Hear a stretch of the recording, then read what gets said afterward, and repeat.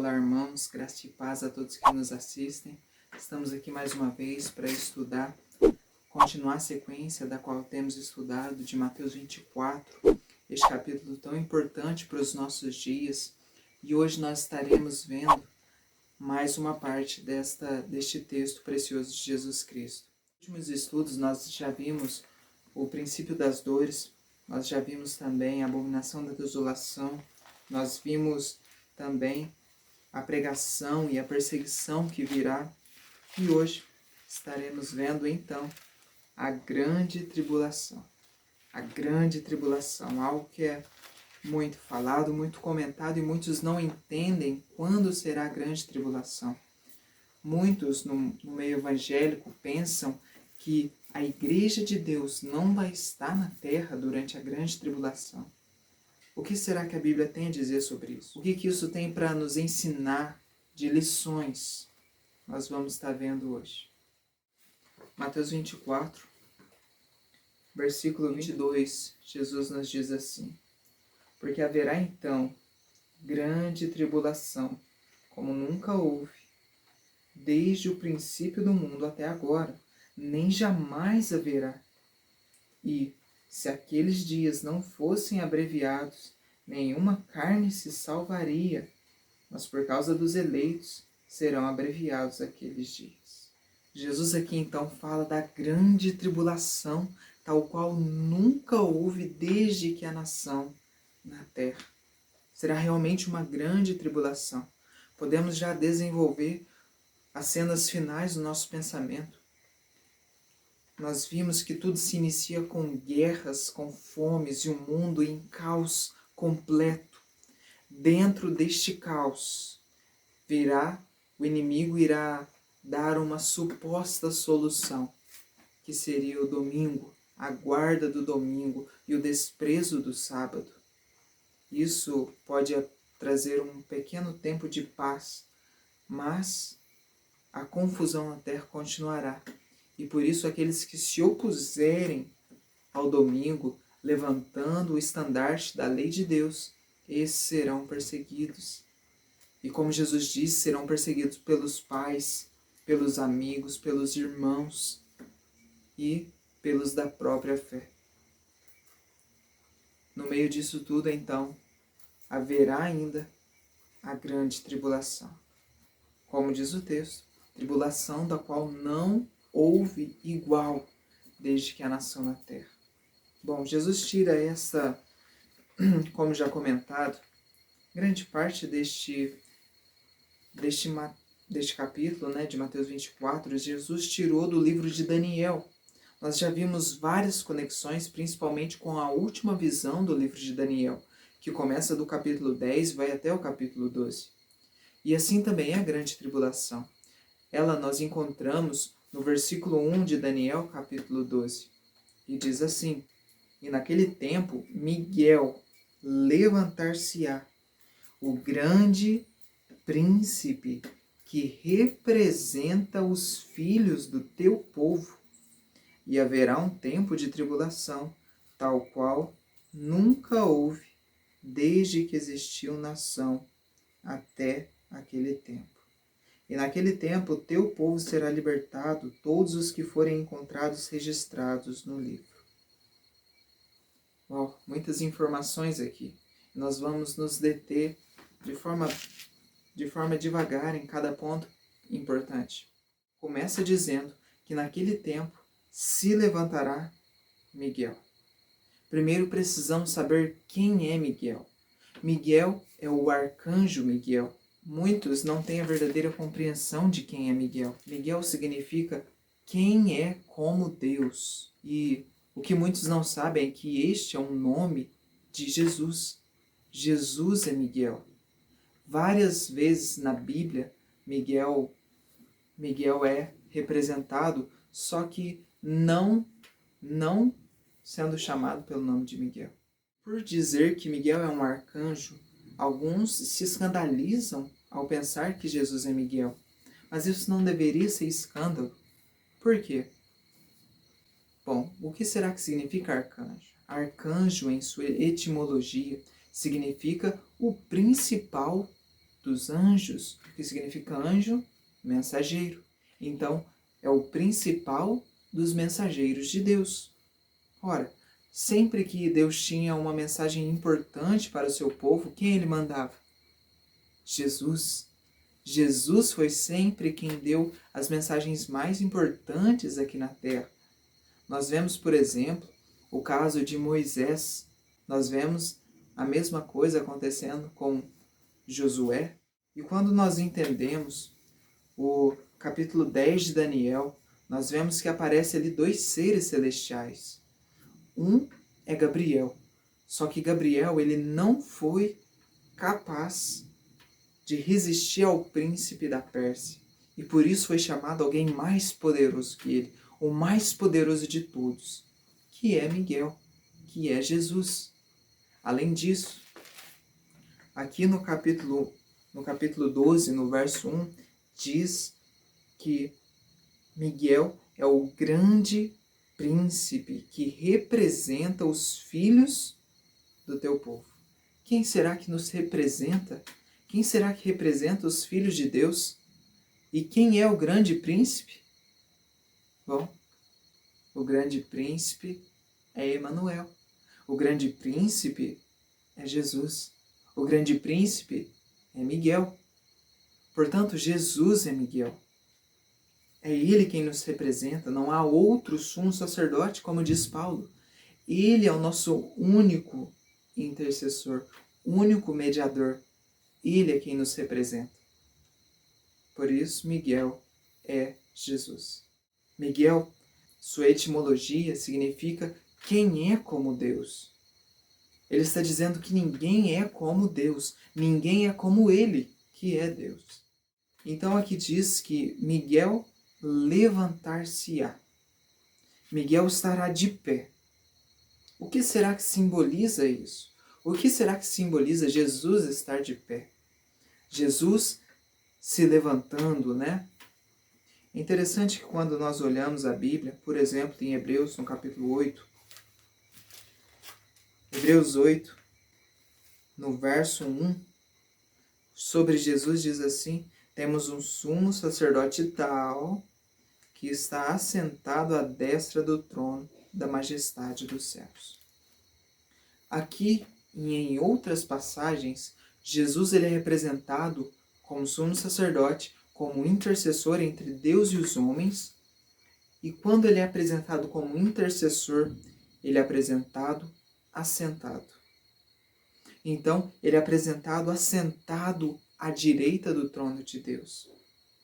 Sempre que Jesus, então, é mostrado como intercessor, como mediador, ele é mostrado à direita, assentado. No entanto, Daniel 12, verso 1, que está falando da grande tribulação, está dizendo que Miguel se levantará. Miguel estará de pé nessa grande tribulação. E o que será que significa isso? Bom, conforme a profecia de Daniel, no capítulo 9, que dá um tempo de misericórdia para o povo judeu, para eles se arrependerem de seus pecados, para eles fazerem expiação dos pecados e purificar de toda iniquidade, Deus havia dado um tempo de misericórdia que era de 490 anos, começando em 457 a.C. Esses 490 anos, né, a profecia das 70 semanas, ela terminaria então no ano 34. O que significa que a partir do ano 34, Israel não teria mais a misericórdia de Deus como nação. Isso significaria que no ano 34 estaria finalizando então a intercessão de Jesus por aquele povo. E então a incumbência de ser representante de Deus na terra estaria passando a um outro povo. É interessante que quando isso acontece, Israel ele sela o seu destino com a morte do primeiro mártir, que foi Estevão. E nós vemos isso no capítulo 7 de Atos dos Apóstolos. Lembrando que esse é um momento, então, que estava finalizando as misericórdias sobre o povo judeu. E o que acontece ali em Atos capítulo 7, com a morte de Estevão? Olha só como Jesus é representado. Estevão ali, prestes a ser apedrejado. Mas ele, estando cheio do Espírito Santo, olhando firmemente para o céu, viu a glória de Deus e Jesus em pé à direita de Deus. E disse: Eis que vejo os céus abertos e o Filho do Homem em pé à direita de Deus. Então Jesus aqui é representado como em pé à direita de Deus. Jesus não está aqui assentado. Isso significa que Jesus deixou de interceder pelo povo de Israel. Jesus em pé significa que acabou a misericórdia. Acabou aqui a misericórdia para o povo judeu. Eles deixaram de ser a nação santa, o povo escolhido de Deus. Bom, voltando então mais uma vez a Daniel 12, verso 1. Está dizendo aqui que a grande tribulação será o momento em que a misericórdia de Deus, ela deixará essa terra. Por isso será uma grande tribulação. Isso é o que significa Miguel estar levantado. Isso está dizendo que acabou a misericórdia para o mundo. Acabou o tempo de intercessão. Acabou o tempo em que Jesus estava perante o Pai como advogado nosso. E por isso é uma grande tribulação. Em Isaías 2, verso 19, falando também sobre esse momento de grande tribulação, mais especificamente o final desse momento de grande tribulação, diz assim: E eles adentrarão os buracos das rochas e nas cavernas da terra por temor do Senhor e pela glória de sua majestade, quando ele se erguer para sacudir terrivelmente a terra. Então o Senhor nosso Deus, Jesus Cristo, ele se ergue para quê? Para sacudir terrivelmente a terra. Isso está relacionado com a ira de Deus que vai ser derramada sobre a terra. Isso é, mais uma vez dizendo, Miguel se levantar. Capítulo 3 de Isaías também, no verso 13, diz: O Senhor se levanta para apresentar a causa. Levanta-se para julgar o povo. O que ele está dizendo aqui? O povo de Deus, ele tem uma causa. Então Jesus, ele se levanta para julgar essa causa. Isso quer dizer o quê? O povo de Deus, ele vai estar sendo perseguido, ele vai estar sendo pisoteado pelos seus irmãos, sendo martirizado muitos, e aqui demonstra que Jesus então se levanta para julgar a causa deles.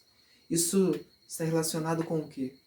Com os juízos que ele vai começar a derramar sobre aqueles que perseguem o povo de Deus, sobre aqueles ímpios, perversos, que não se permitiram ser transformados por Deus. É por isso que Jesus se levanta. Acabou o tempo de misericórdia para o mundo. Voltando então a Daniel 12, verso 1, diz, depois que Miguel se levanta, aquele que nos representa perante Deus, haverá um tempo de tribulação tal qual nunca houve desde que existiu nação até aquele tempo. E aqui eu lanço o pensamento aos irmãos. Temos nos preparado para esse tempo de tribulação, essa tribulação do qual nunca houve. Essa tribulação não aconteceu na época dos apóstolos, essa tribulação ela não aconteceu na época de Daniel, na época de Moisés, na época de José. Esses homens não passaram pela grande tribulação. Será que nós passaremos?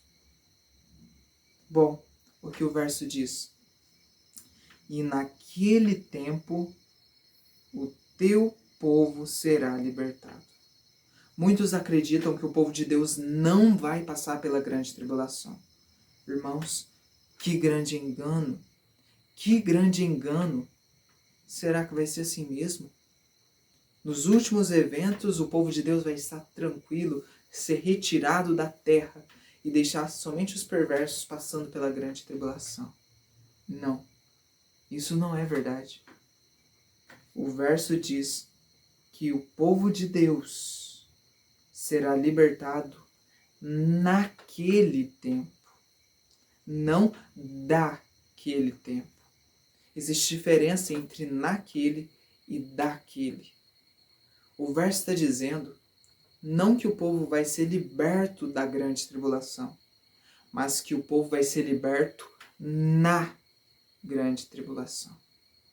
O texto aqui, então, de Daniel 12, verso 1, está dizendo que o povo de Deus ele vai passar pela grande tribulação, mas ele vai ser liberto na grande tribulação.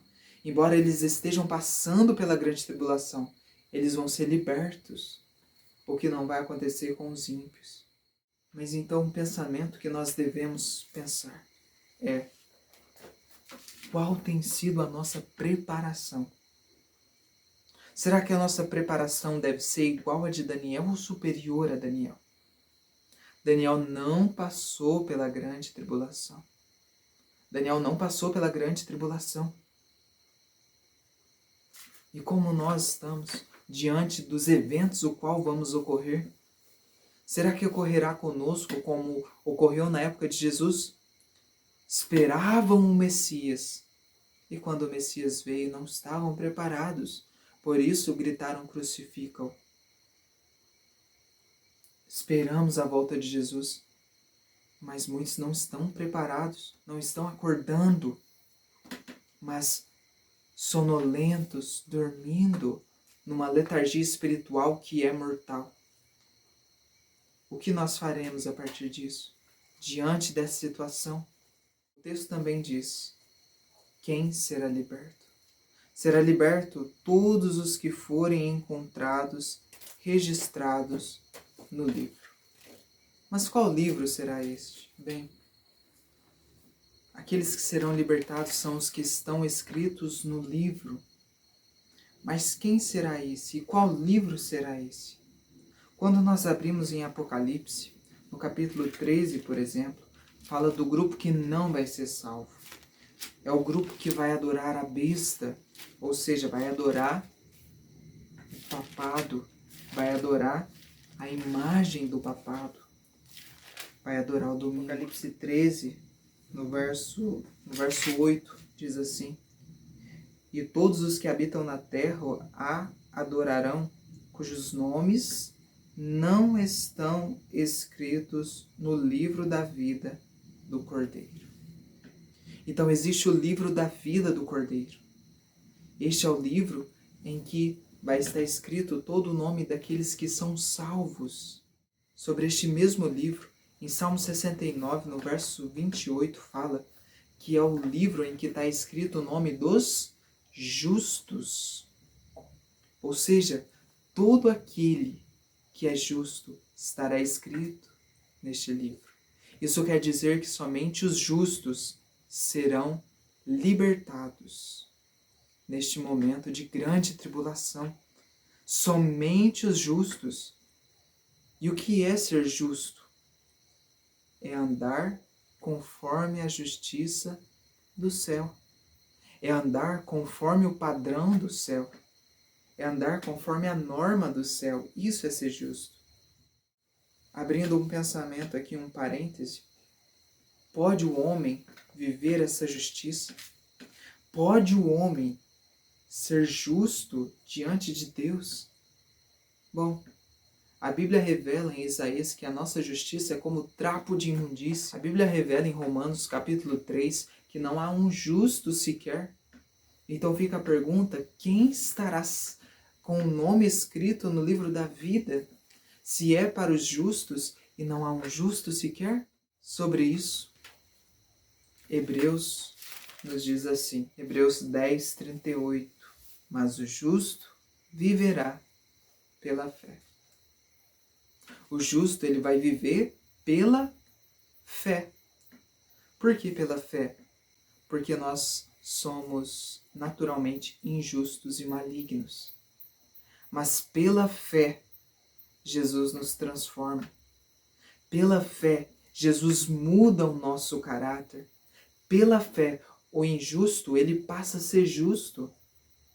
E por isso é que então, esses que pela fé permitem que o seu nome permaneça escrito no livro da vida, esses serão libertos na grande tribulação. É uma questão de acreditar no poder de Deus. É uma questão de aceitar a justiça que Jesus nos quer dar. Isso é muito bem simbolizado com o símbolo das vestes, como nós vemos, por exemplo, em Apocalipse no capítulo 3, verso 5, diz assim: aquele que vencer será vestido de vestes brancas, e não apagarei o seu nome do livro da vida, mas o confessarei o seu nome diante do meu Pai e diante dos seus anjos. Aqui Jesus ele mostra uma simbologia, a simbologia das vestes. A veste significa o meu e o seu caráter. Jesus diz aqui que aquele que vencer, aquele que for liberto da grande tribulação, qual é a característica dele? Ele vai estar vestido de vestes brancas. E como que nós nos vestimos de vestes brancas? Ou seja, caráter. Como que nós passamos a ter um caráter branco, puro? Nós precisamos fazer assim como fez Josué, em Zacarias capítulo 3. Josué, ele vai até Deus e ele clama a Deus perdão. E mesmo estando Satanás à sua direita, lhe opondo, Jesus diz: este é um tição tirado do fogo. Ele deseja a minha justiça. Então ele não é mais um pecador, mas ele é um justo, porque ele se achegou a mim com fé, e eu dou aqui a minha justiça a ele. Eu dou aqui o meu caráter, o caráter puro de Jesus. Ele passa a ser o nosso caráter. A vida pura de Jesus, ela passa a ser a nossa vida, para aqueles que têm fé nisso, para aqueles que acreditam nisso. É assim que nós recebemos as vestes. Foi assim que Josué, em Zacarias 3, recebeu as vestes brancas, clamando a Deus e pedindo a sua justiça e acreditando nisso.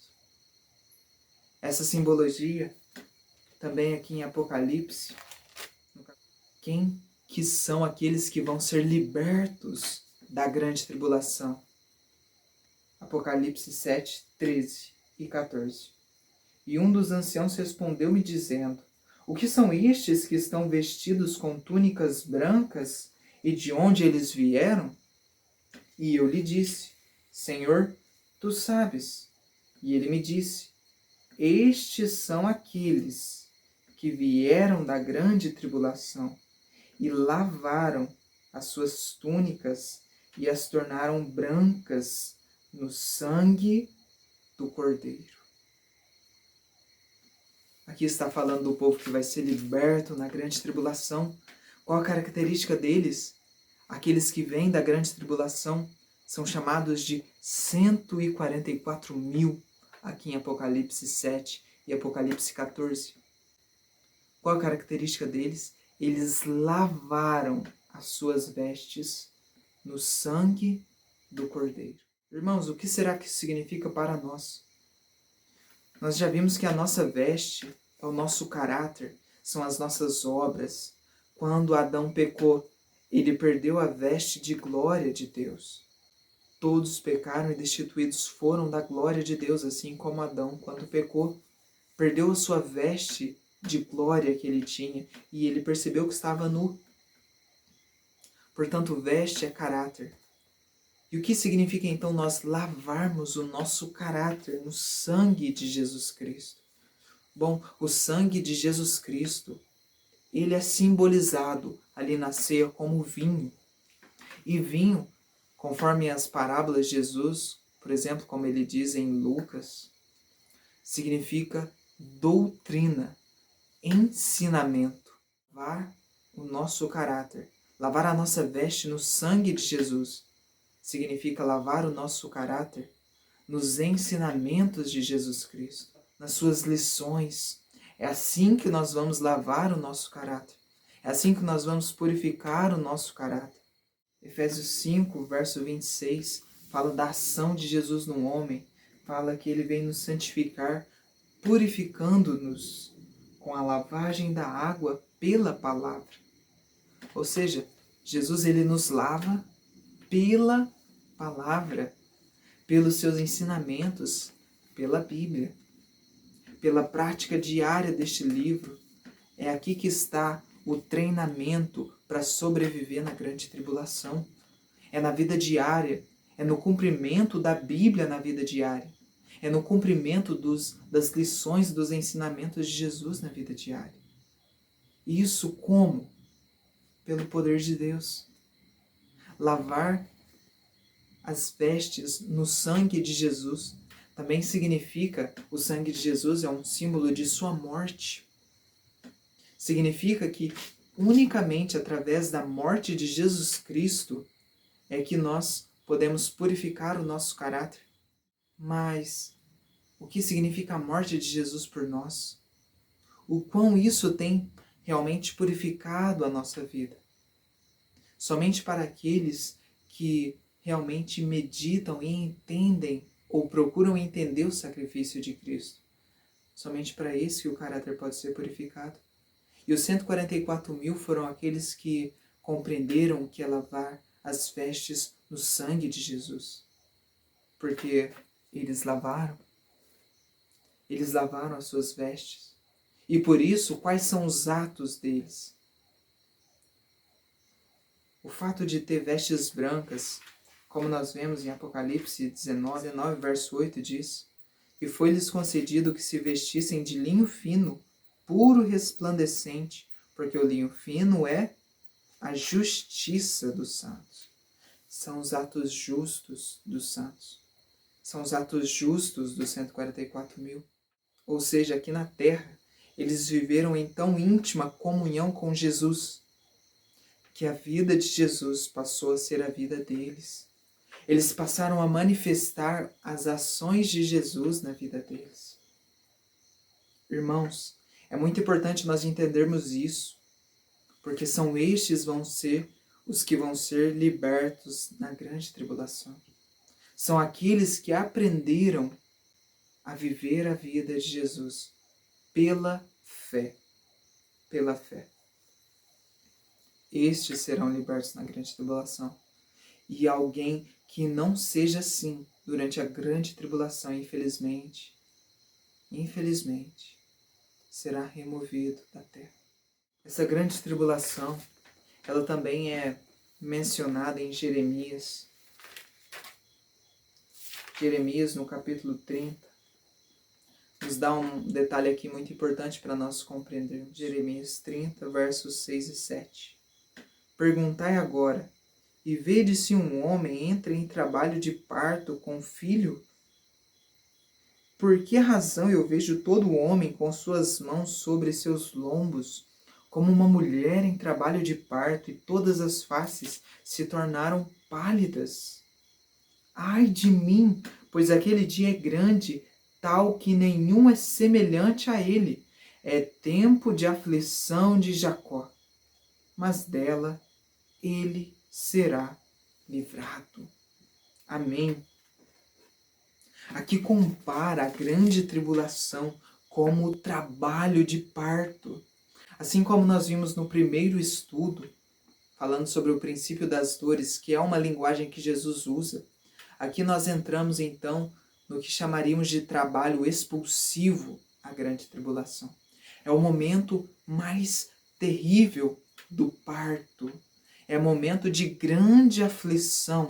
É momento de grande angústia. Somente aqueles que viram, que passaram pela experiência do parto, principalmente as mulheres, obviamente, conseguem vislumbrar um pouco do que será a grande tribulação. Porque essa é a comparação que o profeta faz. É como que homens em trabalho de parto. É interessante que aqui diz que este dia é grande como nenhum outro. É tempo de aflição de Jacó, angústia de Jacó. E essa ilustração ela nos ajuda a entender o que será a grande tribulação para o povo de Deus.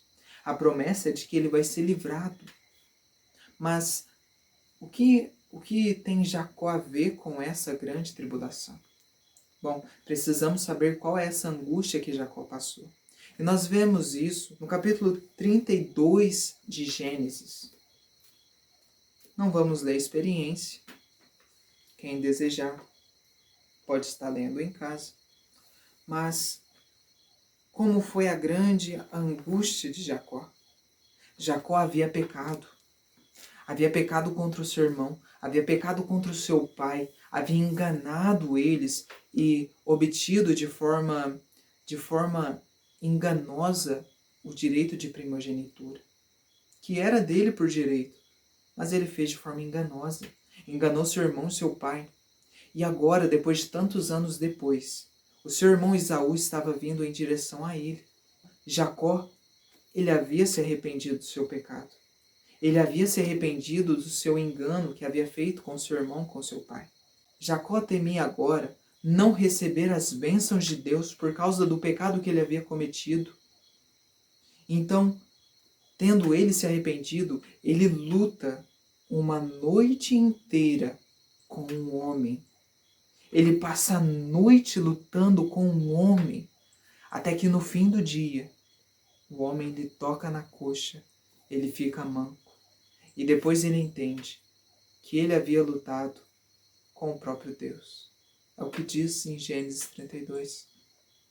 Jacó então passa a noite inteira lutando com, inclusive, o anjo do Senhor, que é Jesus, para que Deus não deixasse de abençoá-lo nesse momento de angústia, porque, embora ele tivesse pecado, ele havia se arrependido. E seu irmão estava vindo em direção a ele. E essa é uma ilustração do que vai acontecer no tempo do fim. Estará vindo os perseguidores do povo de Deus em direção ao povo de Deus.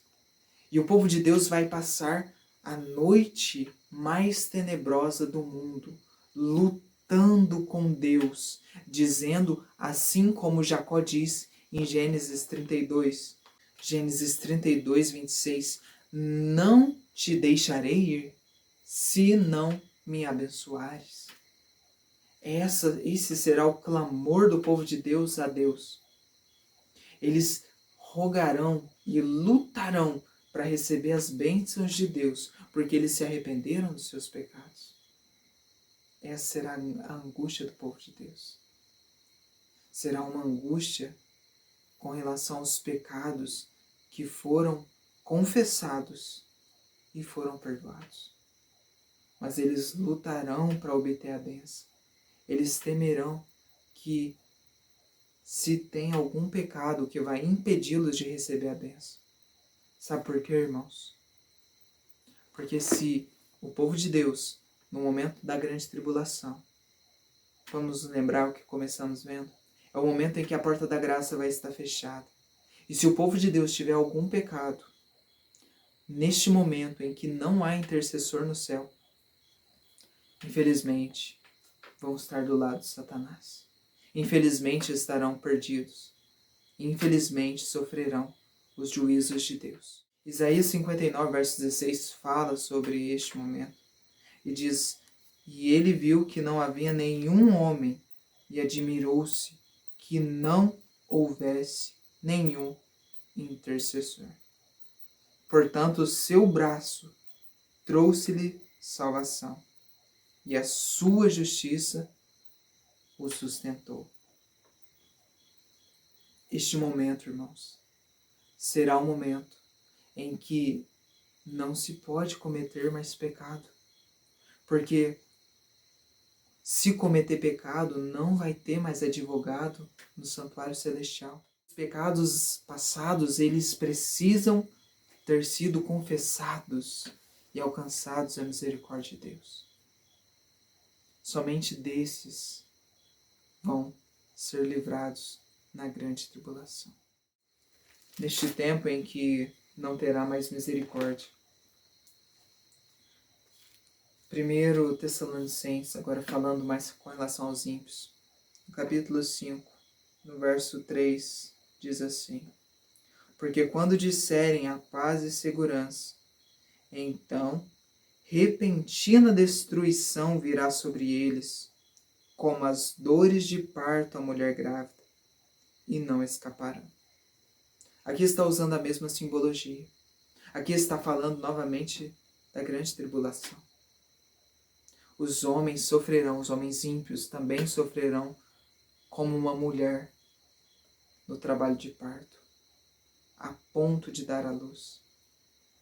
E aqui a diferença deles é que os ímpios não vão ser livrados neste momento. Mas aqui em Tessalonicenses, Paulo fala que virá então sobre eles repentina destruição. Os juízos de Deus vão cair sobre aqueles que decidiram adorar Roma papal. Aqueles que decidiram adorar o que o protestantismo apostatado fez. Ou seja, aqueles que decidiram se curvar ao domingo, que é o sinal de autoridade da Igreja Católica, e desprezaram o santo sábado do Senhor.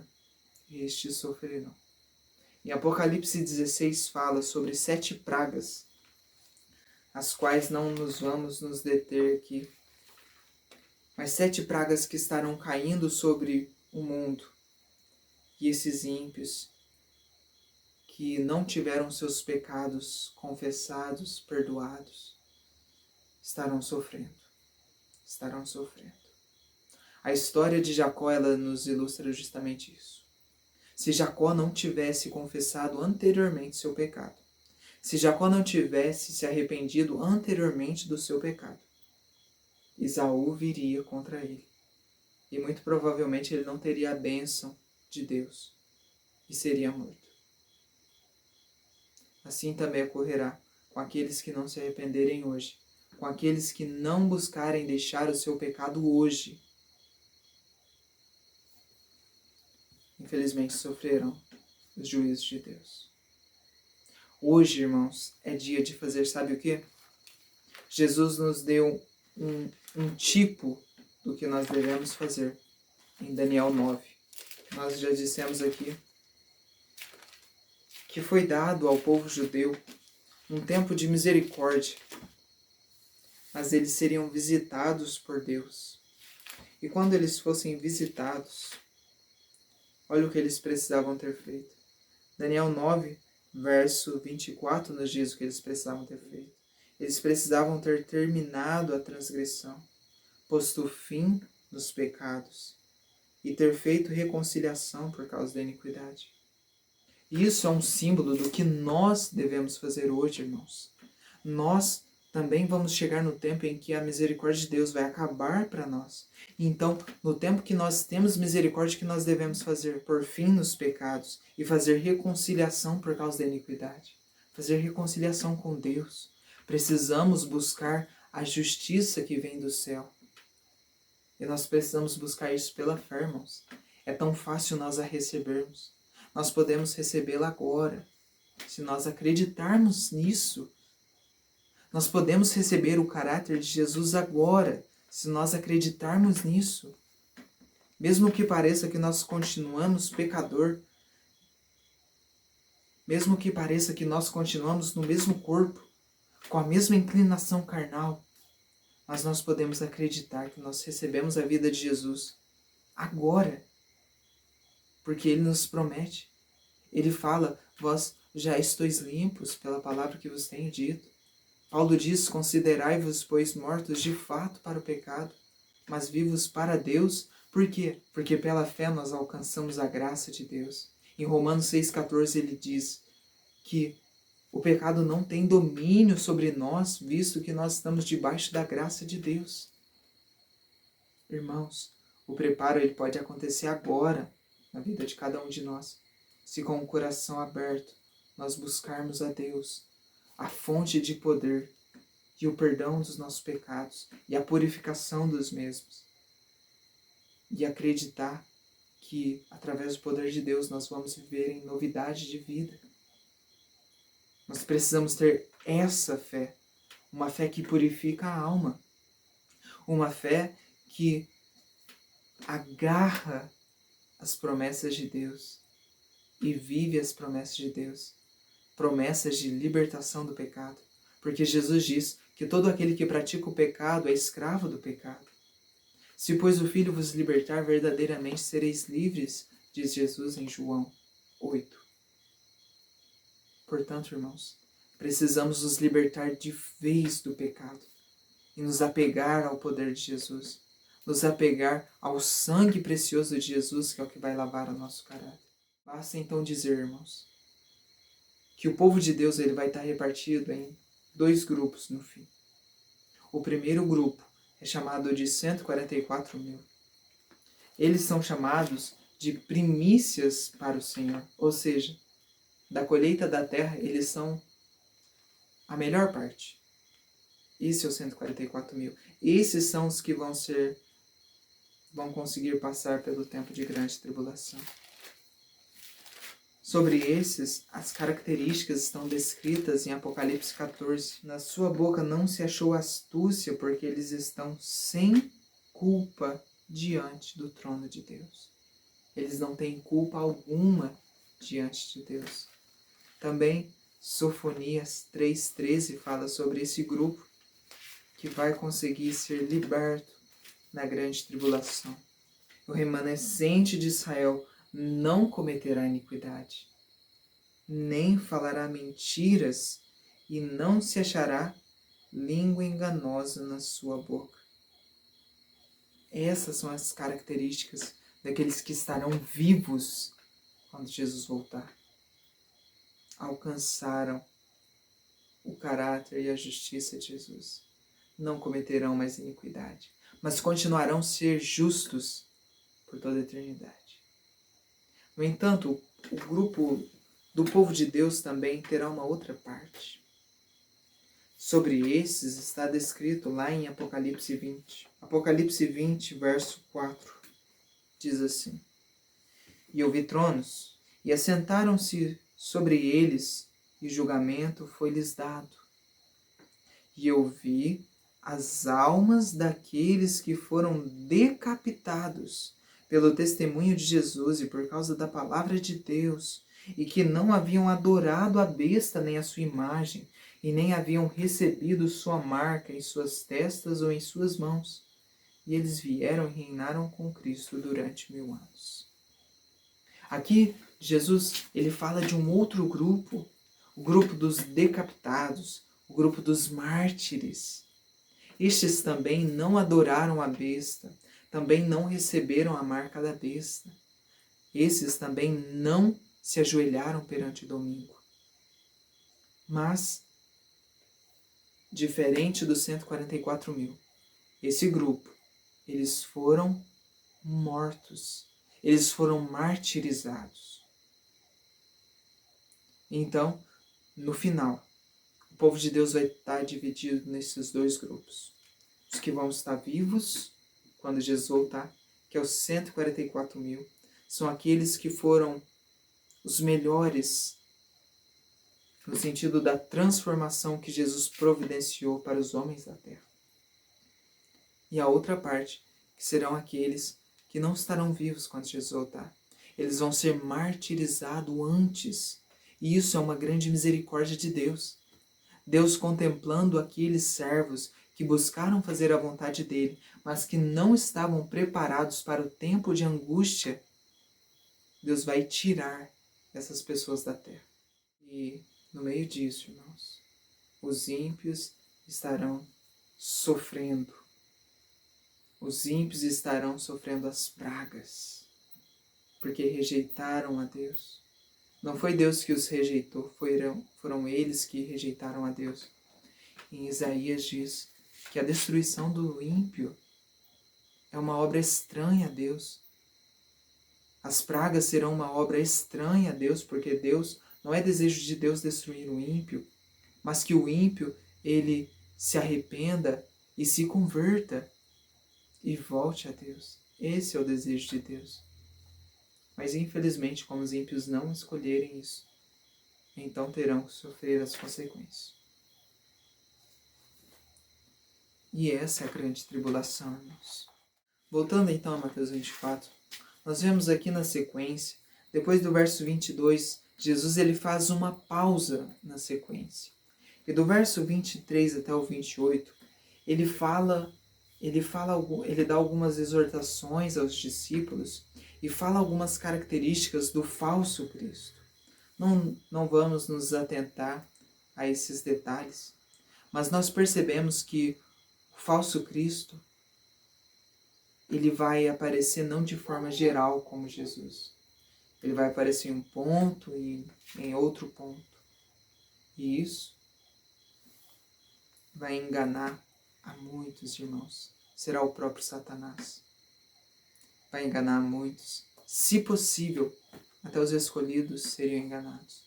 Mas não será possível, porque eles terão as suas lâmpadas acesas com o poder do Espírito Santo. E aqui fala sobre como Jesus realmente vai vir. Ele ilustra que a sua vinda será como um relâmpago que brilha do Oriente até o Ocidente. Quando nós vemos um relâmpago passando, isso é algo visível, não é? Assim será a vinda de Jesus. Algo notório a todos os povos, tribos, línguas e nações. Em Apocalipse 1,7 fala que todo olho há de vê-lo, até mesmo aqueles que o transpassaram. Em Salmo 50, no verso 3, fala que Deus, quando Ele vir, Ele não guardará silêncio. Pelo contrário, será então um grande momento, irmãos. E é assim que Ele vai finalizar essa sequência de Mateus 24. Ele fala, no verso 29, Ele retoma a grande tribulação e Ele fala que imediatamente após a tribulação daqueles dias, nós vamos dar ênfase aqui na última parte. Os poderes do céu serão abalados. Os poderes do céu serão abalados. Os céus serão abalados, irmãos. Assim como nos diz em Apocalipse 16 sobre a 7ª praga, fala que vai se ouvir uma voz do céu dizendo, está feito. E houve vozes e trovões e relâmpagos e um grande terremoto como nunca houve desde que há homens sobre a terra. Tão poderoso terremoto e tão grande. A voz de Deus vai falar no céu, está feito. E isso vai abalar todo mundo. O mundo vai entrar em convulsão ao ponto de, no verso 20 de Apocalipse 16, dizer que toda a ilha fugiu e as montanhas não foram encontradas. Consegue imaginar, conceber a grandiosidade deste evento? As montanhas vão todas cair e as ilhas vão desaparecer, porque a voz de Deus falou. Inclusive, essa será a voz de Jesus, o arcanjo. 1 Tessalonicenses 4,16 diz, porque o mesmo Senhor, Jesus Cristo, descerá do céu com brado. Ele vai descer do céu com brado e com voz de arcanjo e com trombeta de Deus, e os mortos em Cristo ressuscitarão primeiro. Os mortos em Cristo, quando essa voz for pronunciada, eles vão ressuscitar. E os vivos, diz o verso 17, permanecemos, seremos arrebatados juntamente com eles nas nuvens, a encontrar o Senhor nos ares, e assim estaremos para sempre com o Senhor. Como diz 1 Coríntios 15, nós seremos transformados. O corpo corruptível será transformado num corpo incorruptível. E os mortos em Cristo serão ressuscitados de forma incorruptível também, com o corpo glorificado, irmãos. E então assim nós terminamos Mateus, essa sequência de Mateus 24, com o verso 30 e 31. E então aparecerá no céu o sinal do Filho do Homem, e todas as tribos da terra se lamentarão. E eles verão o Filho do Homem vindo nas nuvens do céu com poder e grande glória. E ele enviará os seus anjos com grande som de trombeta, e eles ajuntarão seus eleitos desde os quatro ventos de uma extremidade do céu à outra. Amém, irmãos. Amém. Este dia está muito breve, está muito perto de chegar. E qual é o conselho que Deus nos deixa hoje? Nós vimos quem será liberto nestes momentos. E o apóstolo Pedro, ele nos dá alguns conselhos. 2 Pedro, no capítulo 3, no verso 10, ele diz: Mas o dia do Senhor virá como ladrão de noite, no qual os céus passarão com grande estrondo, e os elementos hão de derreter com calor intenso, e a terra e as obras que nela há se queimarão. Visto que todas estas coisas se dissolverão, que pessoas deveis ser em toda santa maneira de viver e piedade? Irmãos, o apóstolo está falando que nós vamos passar por um tempo em que os elementos da terra vão se desfazer e se queimarão no calor intenso. Jesus virá como ladrão e repentina destruição virá sobre os ímpios. Então, tendo isso em mente, como nós devemos viver? O apóstolo responde: em toda santa maneira de viver e piedade. Todo o nosso viver, irmãos, deve ser de forma santa. E não adianta falar que santo não existe. Paulo falou: sede santos como eu sou santo. Isso é possível pelo poder de Jesus na nossa vida, irmãos. Precisamos buscar essa santificação sem a qual ninguém verá Deus. E o apóstolo Pedro, ele continua: mas nós, de acordo com a sua promessa, aguardamos novos céus e uma nova terra, onde habitarão justiça. Por isso, amados, visto que aguardamos estas coisas, sede diligentes, para que por eles sejais achados em paz, sem mácula e irrepreensíveis. Irmãos, aguardamos novos céus e nova terra, onde habita justiça, onde terá tesouros em que a traça e a ferrugem não corroem, onde não haverá mais pranto, nem tristeza, nem choro, nem dor.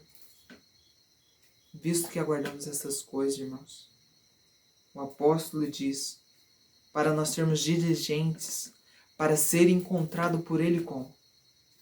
Quando Jesus chegar nesta terra, como nós precisamos ser achados em paz, sem mácula e irrepreensíveis. Ou seja, o que é uma pessoa em paz com Deus? O que tira a paz entre nós e Deus é o pecado, irmãos. Ser achado em paz com Deus é aceitar o trabalho que Jesus faz por nós de expiação e purificação, ou seja, de perdão e de transformação do caráter. Porque a Bíblia diz em Romanos, verso 1, que sendo justificados pela fé temos paz com Deus. O apóstolo está dizendo aqui, 1 Pedro 3, verso 13, verso 14, que quando Jesus voltar, nós precisamos ter sido justificados pela fé com Deus. Ou seja, nós precisamos nos tornar justos pela fé em Deus. Ele diz que precisamos estar sem mácula, sem mancha, sem pecado, sem iniquidade e irrepreensíveis, ou seja, sem defeito. Isso é possível ao homem? Isso é impossível. Isso é impossível ao homem, pelo poder próprio. Mas Deus nos tem uma promessa, irmãos. Em Judas, no verso 24, ele nos promete: ora, aquele que é poderoso para impedir-vos de cair e para apresentar-vos irrepreensíveis diante da presença de sua glória com abundante alegria. O texto está dizendo que Deus, irmãos, ele tem poder para apresentar você e a mim sem defeito, sem mácula, sem ruga, nem coisa semelhante, mas santo e sem defeito, perante a sua glória. Quando ele chegar, ele tem poder para nos apresentar perfeitos. Ele tem poder, irmãos. Basta nós crermos neste poder e viver de acordo como quem acredita nisto. Portanto, o chamado de Deus é para que nós o buscamos como não buscamos até então. É para que nós busquemos o conhecimento da palavra e façamos de tudo para termos uma nova experiência espiritual com Deus, para que não sejamos achados em falta naquele grande dia. Será um grande dia, irmãos. Será o dia em que não teremos mais intercessor no santuário celestial. Não poderá haver pecado. E hoje é o dia de preparação. Hoje é o dia que vai sentenciar a nossa vida para a vida ou para a morte. Possamos escolher a vida. E a vida está em Jesus. Que nos alimentemos cada dia de Jesus, pois Ele está com os braços abertos, esperando para nos redimir, nos perdoar e purificar. Este foi o nosso estudo. Fiquem todos na paz e na graça de Jesus Cristo.